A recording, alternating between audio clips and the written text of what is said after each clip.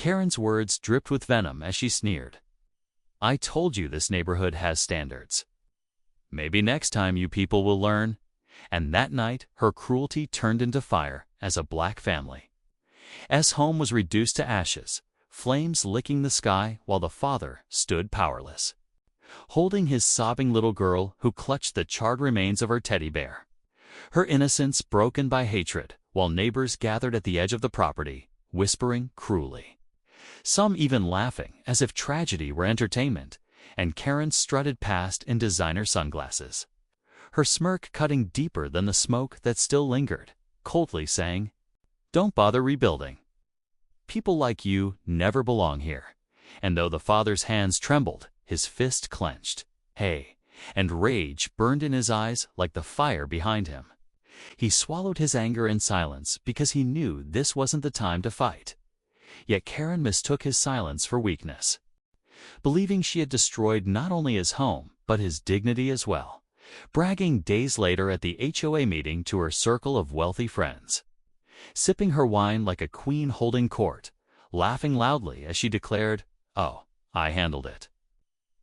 His house was an eyesore. Trust me, this neighborhood is better off." And when one cautious friend whispered, "But wasn't that illegal?" Karen snapped without hesitation, her arrogance dripping with contempt as she replied, "Please, who's going to stop me? That man can't even afford a lawyer," her confidence swelling because in her world, power always protected the privileged, and she thought she was untouchable. But destiny had already written the cruelest twist for her arrogance.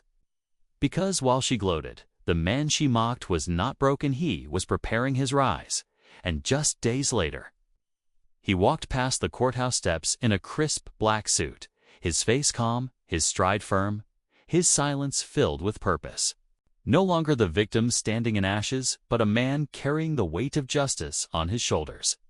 And when Karen swept into the courtroom with her high-priced lawyer at her side, smirking as if victory were already hers, she leaned over and whispered smugly, "This will be easy." HOA always wins, believing once again that her influence guaranteed success, until the bailiff's booming voice shattered her illusion. "All rise for the Honorable Judge Carter." And as the room stood, the black man she thought powerless entered in a black robe, taking his place behind the bench with quiet authority.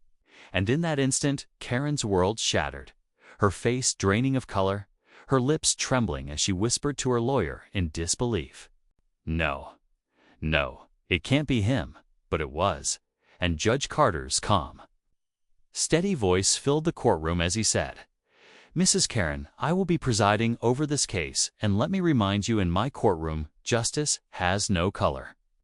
His words cutting sharper than any blade as the evidence began to unfold, her fingerprints on the gas can surveillance footage, and neighbors stepping forward to testify, each revelation stripping away her false power, leaving her exposed, trembling, and desperate as her smirk dissolved into panic, her arrogance into stammering pleas, and she begged, "Please, Your Honor, it was a mistake.